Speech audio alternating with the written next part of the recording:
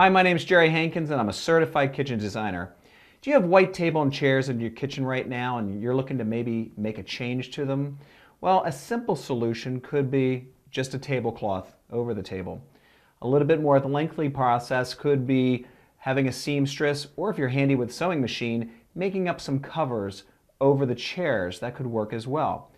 If you're a little bit handier and you want to introduce some paint to it, you can take your white table and chairs and you could introduce some glaze which could accent it quite nicely, and take the white, which could be a little bit too sterile for you in your kitchen, and antique it. That'll look really nice. A little bit more bold and experiment a little bit more, you could actually do some distressing where we actually see some sand marks on the wood, exposing the wood grain where you can stain it, and just maybe have it look a little bit more antique-y and country.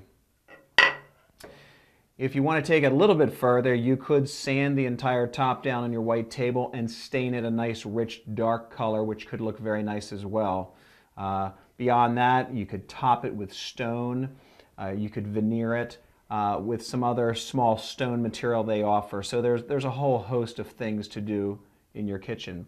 Beyond that, if it's a contemporary kitchen, introduction of simple colors could be quite nice. You can see here we've got a jar full of blue marbles, possibly a crock or something of pottery in an accent color that could look quite nice. A table light coming down from above in color could also accent the table quite nicely. I'm Jerry Hankins. Good luck with your project.